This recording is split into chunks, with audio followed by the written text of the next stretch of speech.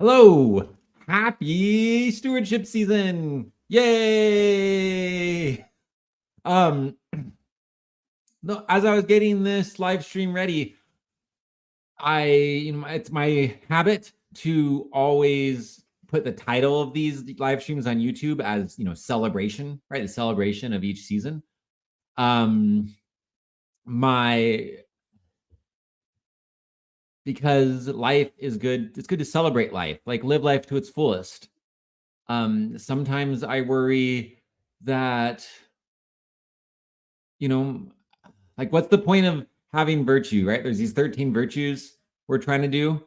And what is the point of working on those 13 virtues if we're not living life with joy, enjoying life? The whole point of the virtues is to help us experience connection and help us create good things for ourselves and others. And it's important to, make time to enjoy all that good and that connection. And so these live streams are meant to be a celebration.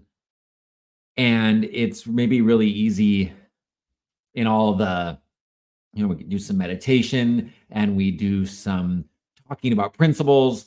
It can be easy to forget to see it as a celebration, which is tricky in this format because, if we were meeting in person to do some kind of celebration together, we'd probably do some kind of symbolic meal or some kind of, symbolic other kind of activity that somehow gets us thinking deeply about the nature of the season that we're in.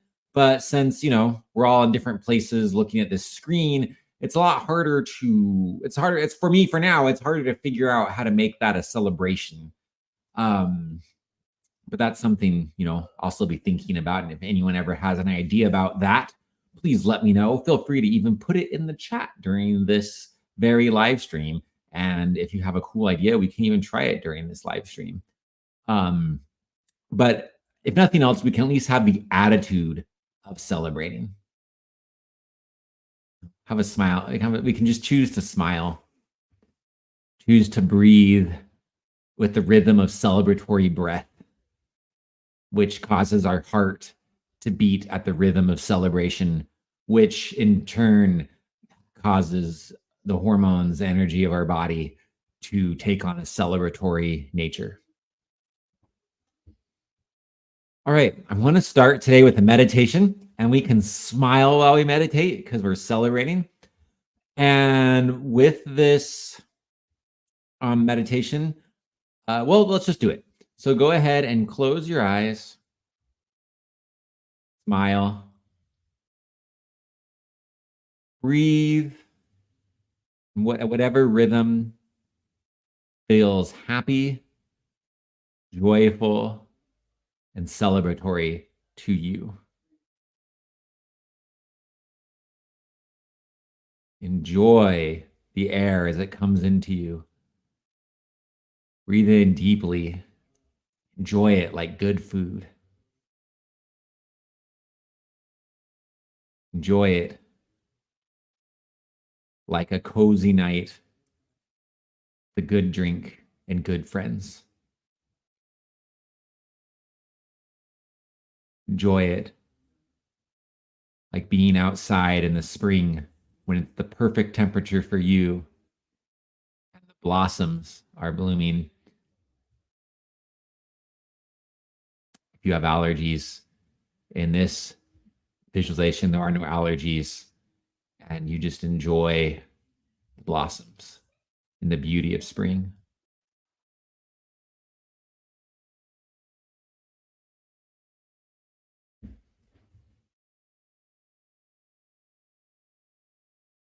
Become aware of any part of yourself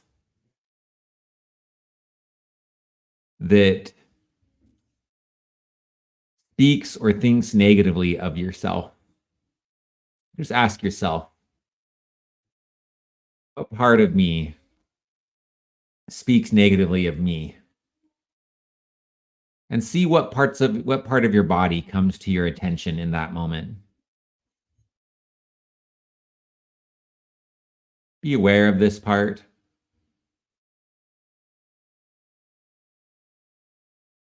Direct love towards this part. Smile and be with this part. And then invite this part to get on a roller coaster with you at a really fun theme park. Very fun and very safe theme park. And you get on the roller coaster, and the roller coaster goes, and there's like cool lights and confetti in the air. And this is the most fun, most entertaining, most exhilarating, joyful ride you have ever experienced. And you're sitting on this roller coaster alongside the part of you that doesn't like yourself. You go on this roller coaster and you're having a good time. You go, wee, and it's pretty darn great. And as you go, you look over, and this part of you is like looking really meh. They don't look like they're having much fun on the roller coaster like you are. So go ahead and like nudge them a little bit and hand them a really yummy snack. And they take the snack and they seem a little surprised that you would do that kind thing for them. They start eating the snack. And this snack is filled with self-love. As they eat the snack, they start just going, wow. And they start looking around everywhere and seeing all the beautiful sights. And they sit up just a little bit in their seat in a safe way. And they open their mouth and they go, as the air like blows at their lips. And they're having such a good time. And you and this part of you ride this roller coaster all day long. And it's super duper fun. And then you go home together and you have a good dinner together and watch a really good movie and go to sleep. And as you sleep, this part of you merges back into you. And as you sleep all night long, throughout the sleep, this part of you accepts a change.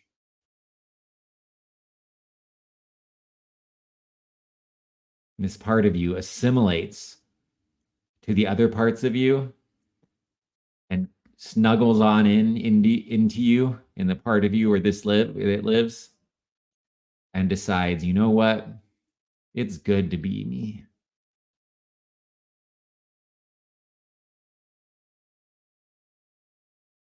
And thus it is so.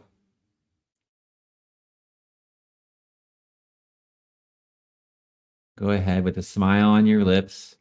Gradually open your eyes and accept this shift and change in yourself in the present moment. I just noticed I have some food on my lip. That's because I ate good chili tonight. I hope you all have had good meals today too. Okay,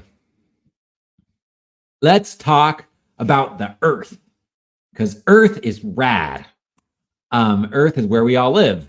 Earth is the womb. Thank you, Devin. Devin says, always love these visuals. Feel like they would make a good film. I appreciate that, Devin. I think that it's really important that meditation is fun and that meditation is active, meditation is exciting and exhilarating. And I try to do it that way. So yeah, Earth is great.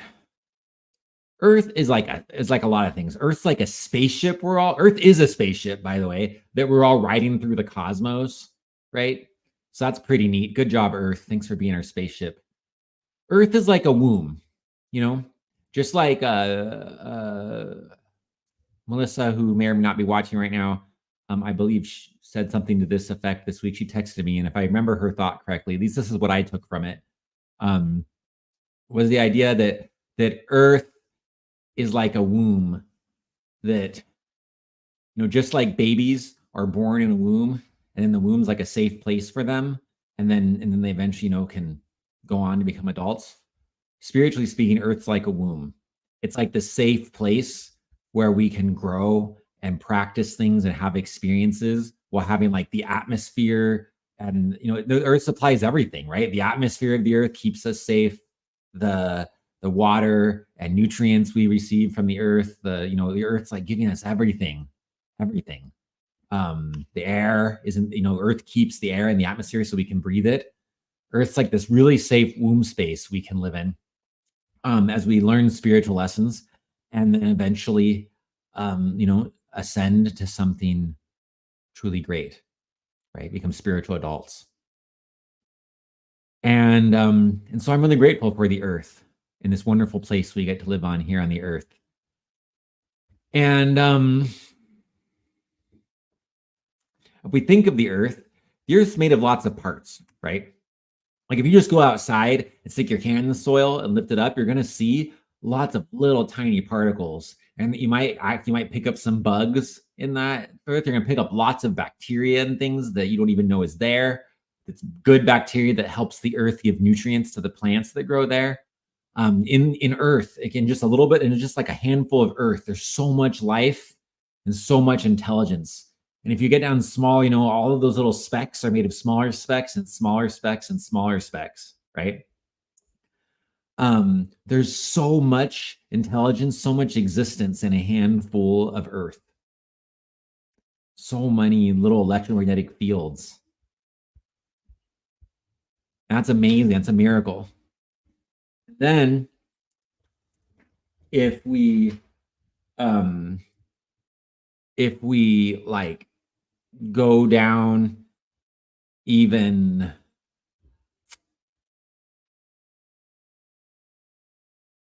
smaller than that, so like go all the way down to like atoms, and you go down smaller to like electrons, and you go down smaller to the quarks that make up the electrons or the protons, and then you go down farther than that. Eventually you get to like this quantum foam.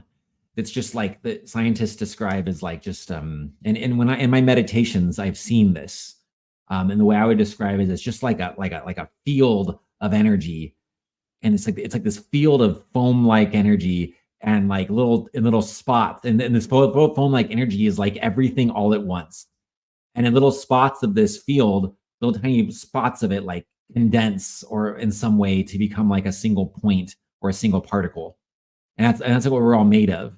But when you get smaller than those particles, the energy is just everywhere at once. So inside every single particle is everything, which is amazing.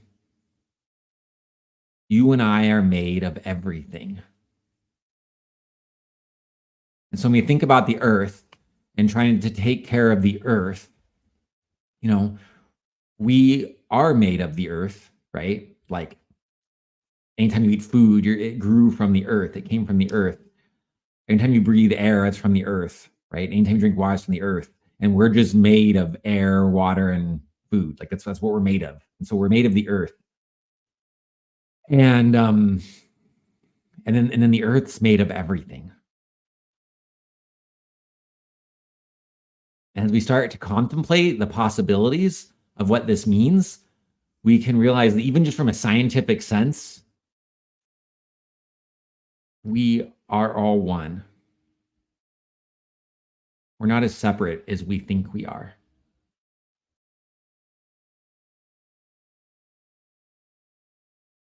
Even separated by so much space on this webcam call together. It's a Zoom, it's not Zoom, it's a YouTube live stream together. We're still one. And as I do these live streams, I'm always, trying to open up myself to know what to say and do in meditation and in words to best be helpful to everyone that's paying attention.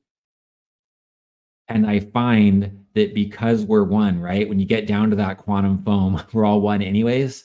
That it's what it feels like to me is that the parts that make up all of you speak to the parts that make up me.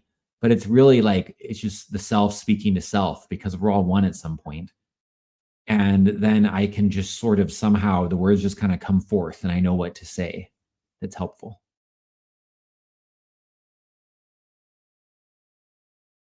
And you can call that, you can call that whatever you want to call it. You can call it following intuition. You can call it like speaking by spirit or the spirit.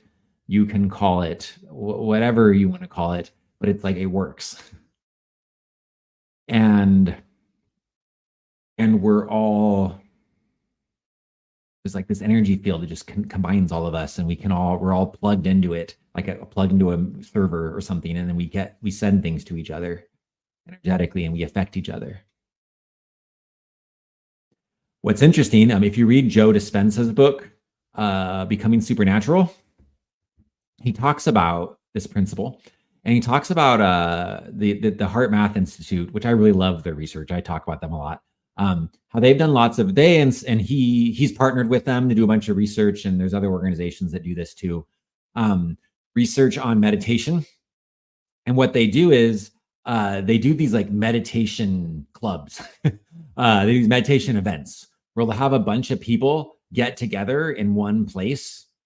And sometimes they've done them virtually, where a bunch of people get together online. Sometimes they do them in person, though.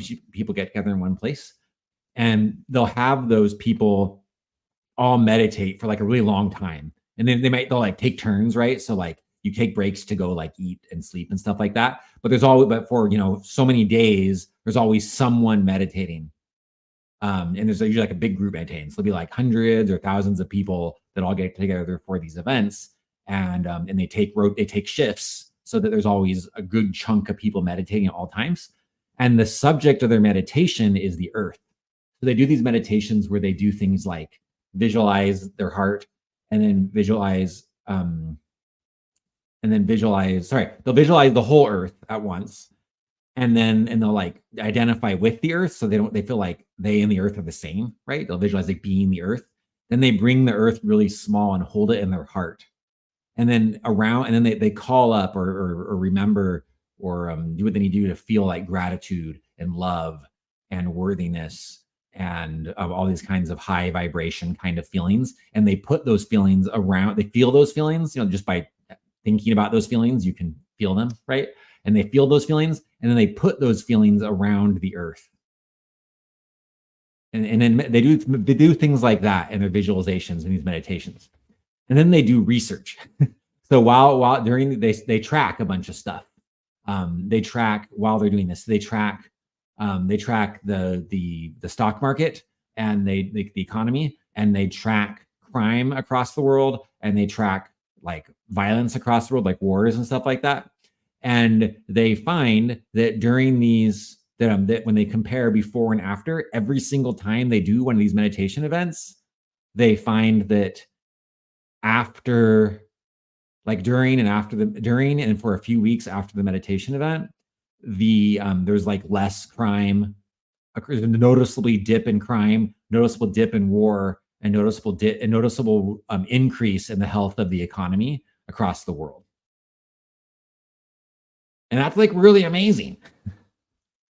That's like research being done. And it's like, and it's showing that there's power in this kind of meditation, that we, because we're made of the earth, like we can affect ourselves. I think sometimes we think of it like, and I've done this too. We think of ourselves as being separate from the earth, and you get really focused on like how we're treating the earth, as if the earth is like this external being we're hurting, right? I'm like, I've even insinuated this, right? Like I said, the earth's our spaceship. So even saying that, I'm talking about myself as something we ride on, right? But there's another way to think of this, which is that I'm as much the earth as any part of me is me. This tooth is me in the same way that I am the earth. And so if we talk about humans hurting the earth, another way to say it is the earth is hurting herself, or the earth's affecting herself, because we are just a piece of her. And so when you think of it that way, we're all like one more than we think we are, and making time to just do things like visualizing the earth well is a part of the earth affecting the earth for good, and it makes a difference, a real difference.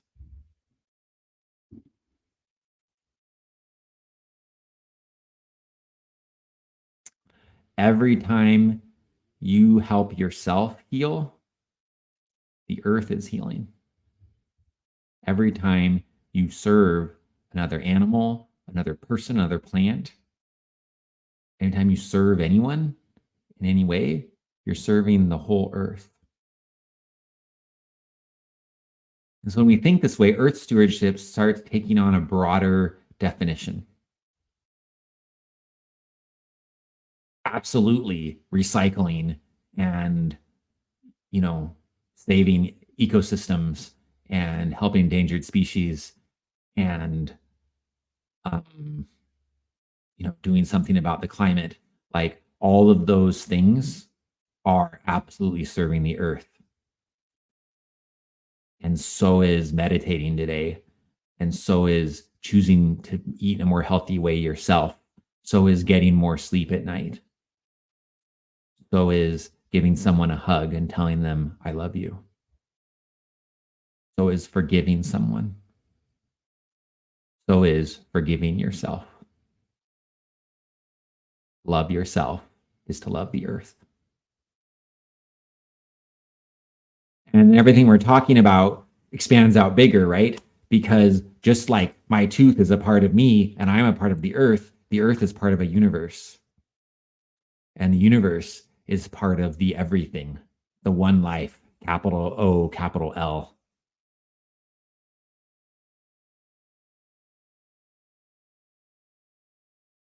And we're all just connected. We're all just one in ways that are often difficult for us to remember or comprehend.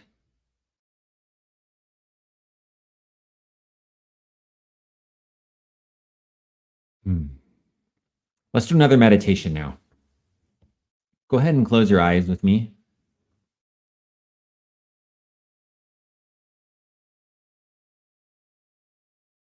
The image that comes to my head very clearly right now is a sheep. Let's all just be aware of a sheep. And the sheep's wandering around, and the sheep's wandering towards a cliff and doesn't notice the cliff is there.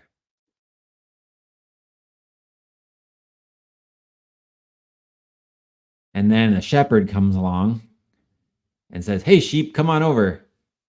And the sheep kindly goes on over to the shepherd, and the shepherd picks up the sheep and holds the sheep and says, I sure love you, sheep, and smiles and laughs and sets the sheep down. And the sheep runs off another way. And the shepherd goes and looks over the cliff and sees what almost happened to the sheep. And the sheep never knew, but the shepherd did. Sheep eats some grass and grows big and tall and strong. The sheep becomes like a really mighty sheep with like horns, like a ram, and it's like big and buff and awesome.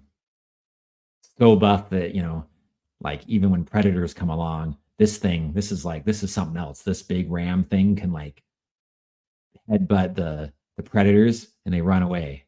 The sheep is a protector. And this sheep, this can help protect the other sheep and does a great amount of good for all the other sheep. But if the sheep had fallen off that cliff when it was younger, the sheep wouldn't be able to be the protector it is now.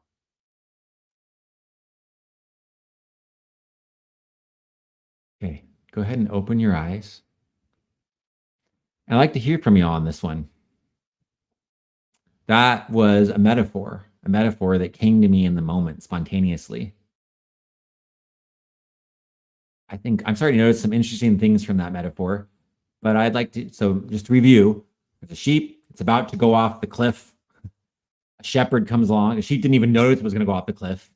Shepherd comes along and picks up the sheep, takes it to safety. The sheep eats, gets big and powerful, grows big horns, protects the whole flock, and becomes like a champion to protect the flock. But the sheep never would have become that champion if the shepherd hadn't kept it from going off that cliff. So I'd like to hear from you all, like those of you that have access to the comments, if you have something to type with. I'd love it if you could put in the comments any thoughts you have about what that story means for you. Like that metaphor, what do you see that as symbolizing? What message does that have for you?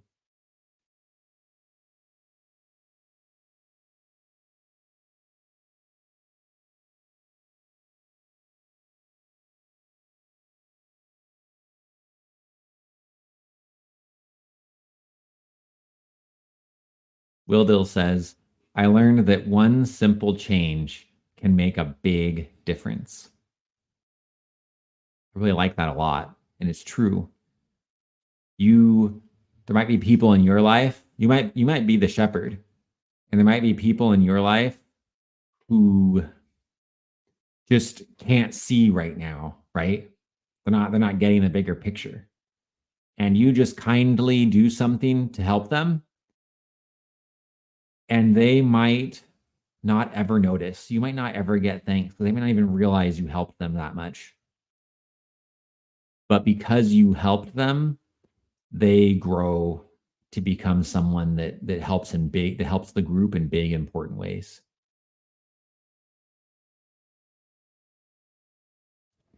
Devin says, being cared for is what allows us to grow. I like that, right? In this scenario, the sheep eventually becomes someone who, can like fight for others, and someone who's a leader, someone who works hard to help others out. But at first the sheep isn't that yet. The sheep just needs someone else to take care of them. And that's the way kind of life is, right? At certain stages of our lives, we just need to be cared for. And there's no shame in just being like that, right? At this stage of my life, I just need other people to care for me.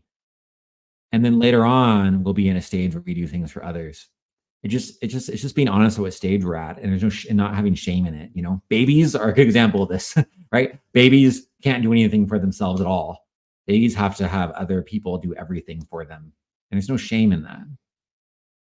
And then they grow into adults, and then they can do cool things, right? And at times in our lives, in certain aspects of our lives, we're just babies. We just gotta, and there's no shame um, in letting others help us.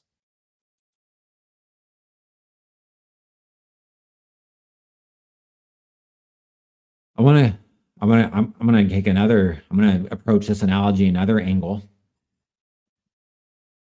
We can think about it also in connection with the earth and earth stewardship.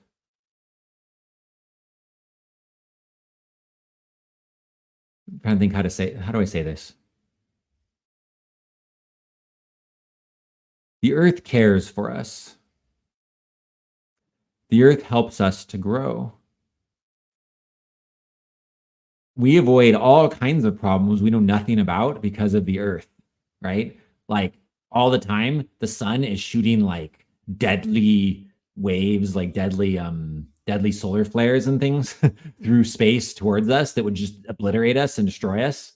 But we're fine because the Earth's electromagnetic field, protects us from those things. The Earth's protecting us from all kinds of problems all the time that we don't even know about. And as the earth does that for us, we grow, we as a species, as humans, right? Being protected and sheltered, grow into a greater kind of species. We get more technology, more ability to do things. And then we can become a species of great influence that can turn around and save the very earth that got us here.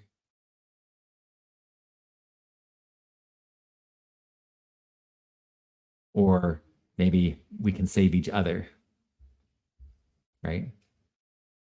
And save our own species. The earth allows us to grow into our maturity so we can do good things that help.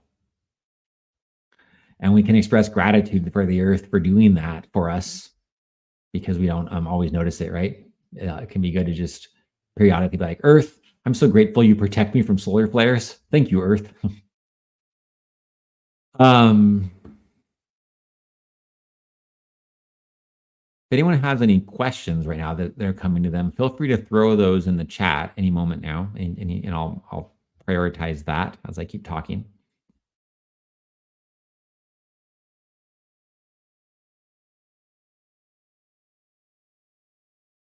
Something you might do, for the next 20-ish day, 20 some days, how many days it is of the of the stewardship season.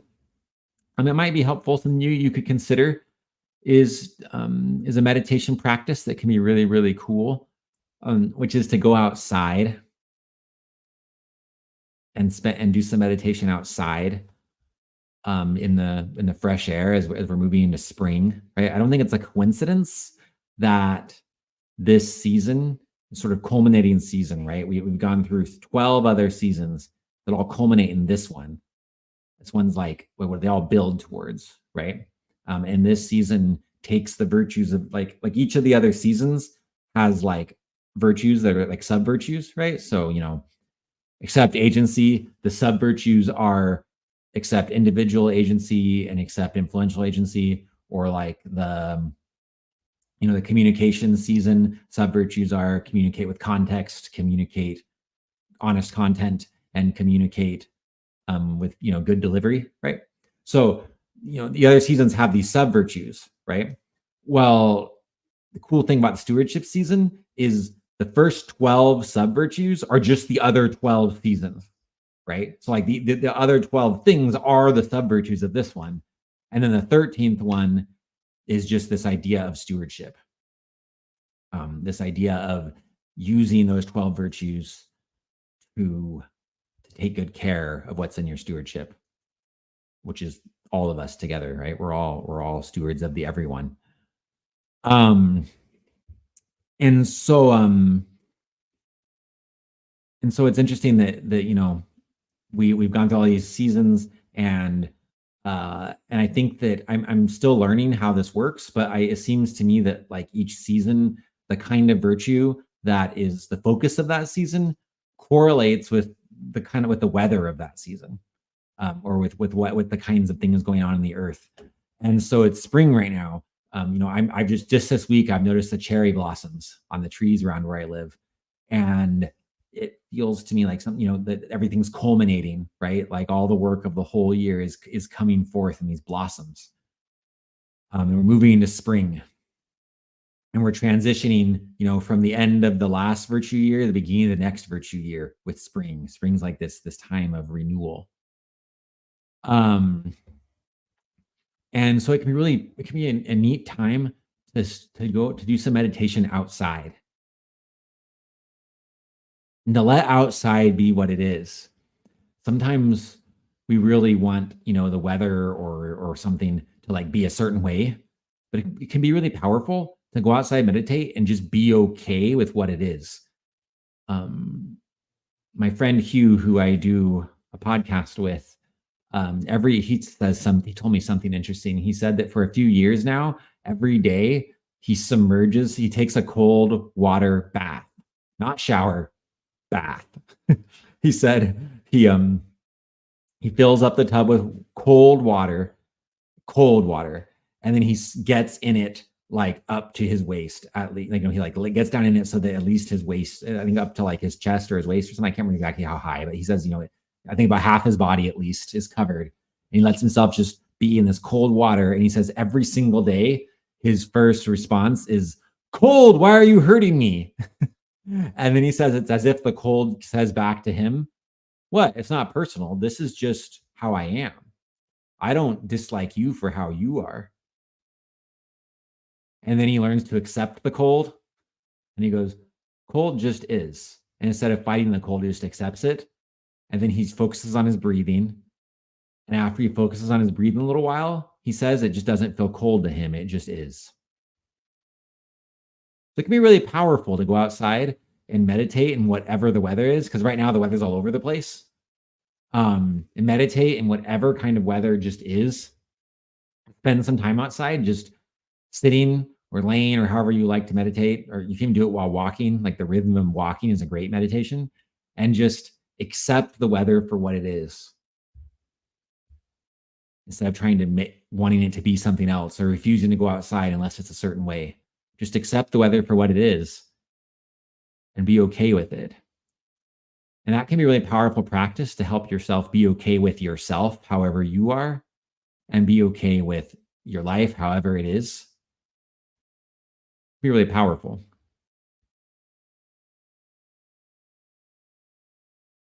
And while you're outside meditating, a practice you might try is to breathe and breathe like really deeply. Because if you breathe really deeply, you get a lot of oxygen in your body, right? And so you can go and just try to get a whole bunch of oxygen into your body. Maybe do like a deep breath, like 24 times, right? A really, really deep breath. Get a lot of oxygen in your body. And then after you do like 24 really deep breaths and your body's just full of a ton of oxygen, then just stop breathing deeply and just kind of let it go slow. One of the things you'll find is that you can actually, once you've done that, you have so much oxygen in your body that your body doesn't need to breathe a lot after that to feel fine. And you can actually breathe like really slowly after those 24 giant breaths. And you can breathe like super slowly and it feels comfortable and fine. And it can help doing that can help you just sort of slip into this really meditative, really calm state and just smile and just sort of feel the bliss of whatever the weather is wherever you are and just enjoy all that is. Something you might try this season and see how it helps you feel more comfortable being you, more comfortable being this planet, on this planet, and more comfortable with other people, how they are right now. Sometimes we have this feeling like this person exists to make me upset. We might not say it that way, but we kind of feel it, right? We label certain people as that's the person that causes me trouble. And then we put that label on them. And then they usually do a really good job of fulfilling that for us. And frankly, if they stopped doing that, we'd probably feel unsafe. Because if they stopped playing that role for us, we'd be like, wait, why are things different? What's wrong? Different is weird. I don't know. And so, our faith or our energy keeps sending a message to them that says, please keep playing this role for me so I can keep giving you this label so that I feel like the world's stable. And then we just keep repeating that ritual with this person of them doing things that bug us and us be annoyed with them for doing it, and things stay the same. It takes a lot of risk and it feels very radical to consider letting go of that label on someone. That's a scary thing. Kind of like when those trust falls, right? Where you like go back and you like, I hope they catch me, right? That's what it feels like to let go of our expectations for how certain people are going to treat us, or certain expectations about how things are going to go in our lives, or about the patterns we're going to keep repeating. Feels like a trust fall. It feels scary. But I believe that there is someone there to catch us when we make that trust fall. Like there's a lot of people there to catch us and make that trust fall. The whole earth, the everything, the everyone, the energy of everyone, the spirit of everyone is there to catch us.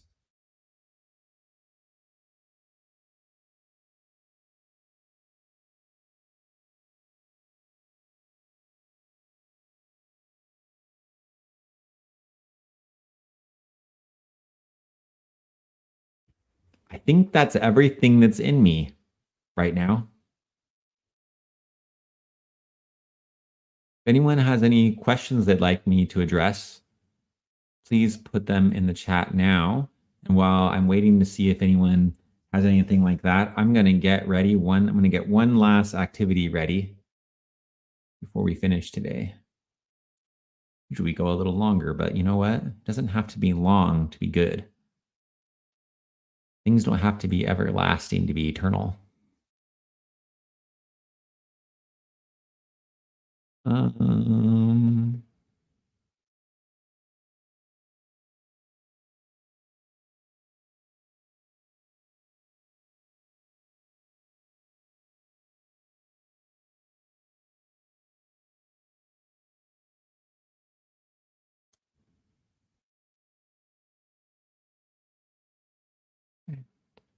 No one has any questions. Oh, wait, we got one. Oh, Bill Dill says hello. Hello! I'm going to do this. I'm going to do something a little different. I talked about how it's good to have like to really celebrate these seasons. So I'm going to do this.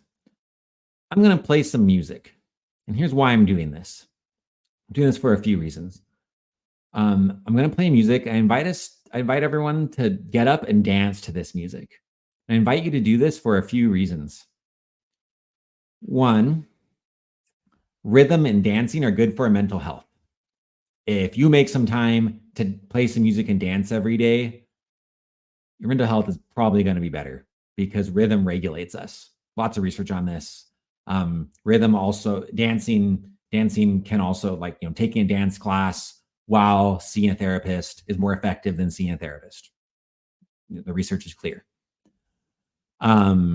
Rhythm regulates us, and rhythm helps us. It loosens up our brain, especially if we're doing dancing that has like steps you have to learn, which we won't do today. But it opens up your brain so that your brain can make new connections. So it doesn't stay like hard. It like gets soft, so it can reconnect in new ways, and you can start thinking in new ways about things. Dance also, just like happy dance, just like brings up all sorts of endorphins and good feelings. It feels good. Also, in many religions and ancient cultures, dance is like a form of spirituality. In Native American traditions and in like India, like Eastern India, dot in your head, India. In those, I probably just offended everyone. And in Africa, even in ancient Greece, dance is a way to express spirituality. And so like you can, when you, like, for example, if there's something you want to create for yourself, you can think like, I want to, maybe you want to say like, I want to stop my addiction. So you have addiction or a habit, right? Like maybe like I'm like I have like this rash I got over here this year that was really weird, and it's always tempting to scratch it, but no, if I scratch it'll get worse. Say I want to stop scratching my weird thing that appeared, it's eczema. Say I want to stop scratching this. Well, I can think, what does someone who doesn't scratch dance like, and dance like that person? There's someone you want to forgive. What does someone who's forgiven dance like, and dance like that person? If you want to help the earth, be like, if I was living on a peaceful, thriving planet, what would I dance like, and dance like that? And dance, and when you take the moment to make the intention, I want to change in this way, I want this in my life, and then think, how does that person move, and dance like you already have that thing. That helps program your body and your soul to have it and make it. So when I play this music right now, I want you to think right now, what is it that you want in your life? And then dance like you have it. All right, here comes a song. Dance with me.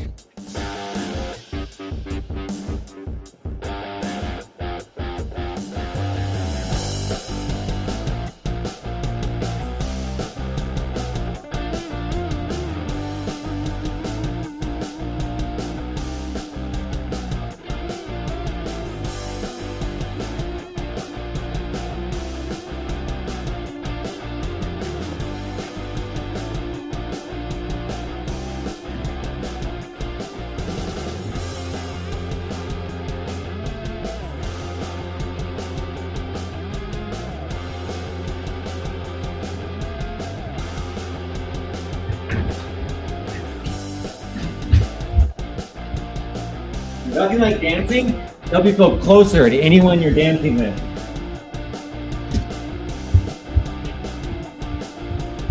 I've recently started the habit of, not every night, but most nights, I just play a song that's a dance song, and I dance to it before I go to bed.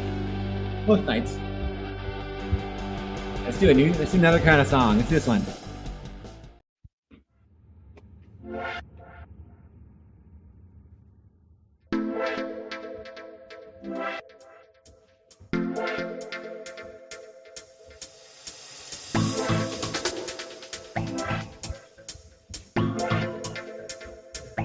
celebrate the new season with things.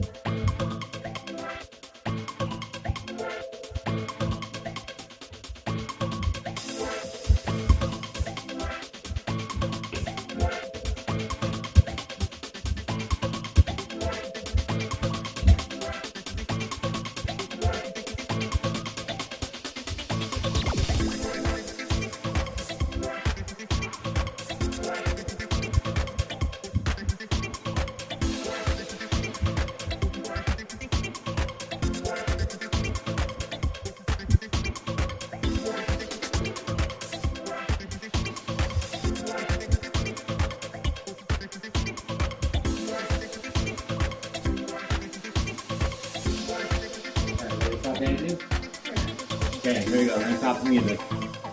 So we got another question.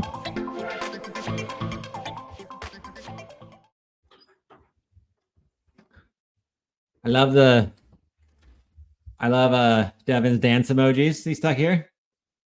This person is there's a lot of people here. It looks like from different nations dancing here. That's kind of cool. Or one person who's changing form because they're all one or something. I don't know. Okay, and then Devin asked this question.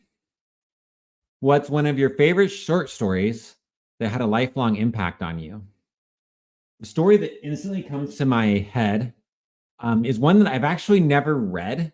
It is a short story that I have not read, but the short story was turned into a short film, and I saw the short film, and the short film like had a huge impact on me and on like the way I think about things. It's from the people that animated are the In a Nutshell people. I don't know how to say it. It's like the yeah. I don't know how to say that. But I'm gonna find it right now real quick so that I can reference to you. Let's see if I can find it really fast.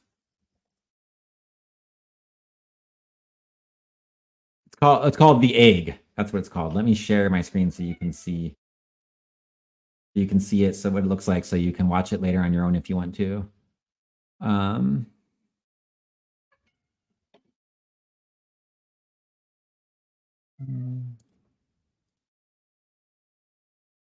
So it looks like called The Egg. Here, let me see. I'll go back a little bit so you can see it. It looks like the thumbnail looks like this. Has like a egg. It says The Egg, a short story. So they just took the text of the short story by Andy Weir and then made an. And it starts with, "You were on your way home when you died." And as the story goes on, it talks to you like it's a story written in a second person, right? So it describes happening to you. as it goes, which is kind of wacky. Um, and it says that after you die a painless death in a car accident, and it says then you met me. So the first person, so the story is like talking to you, which is kind of a cool thing. And so you meet this being who's kind of like God, but it's not really clear if it is God. It's definitely like an advanced being who's like a God or like parent figure of some kind. And as the story goes on, it's this big God being reveals to you that you are everyone. It presents this hypothetical sort of scenario that it's like a reincarnation story where one person keeps getting reincarnated as everyone on the planet. So every single human being is the same spirit getting reincarnated like over and over and over again as everyone else. And so he says things like, you are Hitler and you are everyone he killed. You are Jesus and you are everyone he taught. Right. And it gets in this deep thing. And then as it goes, it's like, well, and so it gets really like and he says, and now it's about time for you to go back again and do it again and be someone else. And the person, the person in the story says, hey, but what's the point? Like, I don't know why I would do this. Like, why should I go and do this over and over again? And the being says, oh, because that's how you get experience. And he says, and by the way, you're a fetus, you're an egg. You're inside an egg. And as you have these, in the egg is all these lifetimes. You live these lifetimes over and over and over again. Eventually you'll mature and you'll hatch and you'll become just like me. I think this is like a really deep, really interesting story. I don't necessarily think that the story is describing like things as they really are. I don't particularly believe necessarily that we all are like the same person, like reincarnated over and over again. But I think there's an element of truth to that. And I think that doing that thought experiment can help us learn some really important things. And even if we're not necessarily like the exact same person reincarnating over and over again, because we're one, because deep down inside, when you get deep enough into the quantum foam, you discover we're all just the same energy. And when you go outward enough, you discover we're all in the same universe, just parts of it. So when you get big enough, we're one, and when you get small enough, we're one. So even if we're not necessarily like the same person reincarnating in that literal sense, maybe, I don't know, who knows? I keep learning new things. Maybe I'll get surprised. Even if we're not that, there's still this idea that everyone's experience belongs to everyone, right? It's like experience socialism, right? So like, in socialism, like the money belonged to everyone. And socialism is like true, like true, not unadulterated socialism, true like communal living is where everything belongs to everyone. And experience wise, that's true, right? Like, because we're one, all of my experience belongs to you and all of your experience belongs to me. So we might as well everyone be living every life because we share it, because we share everything. So everyone gets the benefit of every life. And that's kind of wacky to think about and how that helps us grow. That is probably of any short story I can think of that's had an impact on my thinking, that might be the one that's had the biggest impact. So thank you for asking that question, Devin. And this cat really wants out. Go, cat. Go and be free. Go and be free. I just became free when my cat became free. And understanding this helps us let go of jealousy. I remember one time I was talking with some teenagers about this very concept we're talking about right now. And then a student came in who came in late and he had like really cool hair. Like his hair was awesome. I just loved his hair. And I can't grow hair like his. My hair is like, I like my hair. I think it's cool, but like there's certain hairstyles I just can't do. Like I like people like that. People that have like hair that's like this long, guys that have hair like this long, that's like curly, I think looks so cool. But my hair just doesn't grow that way.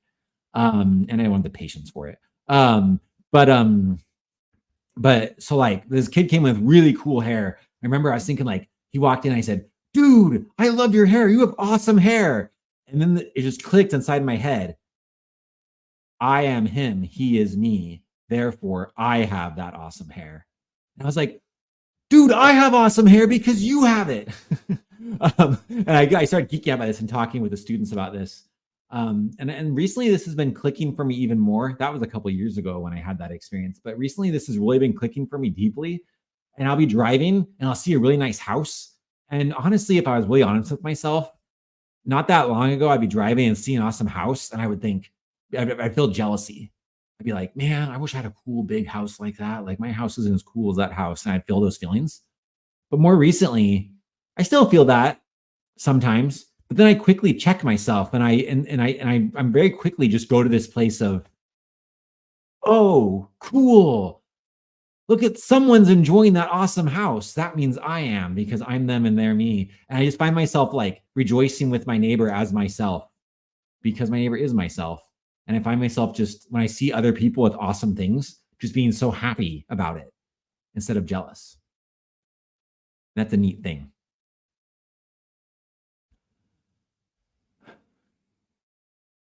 I think that's all for today. We're getting close to an hour. Um, I didn't think we were going to hit an hour, but dance.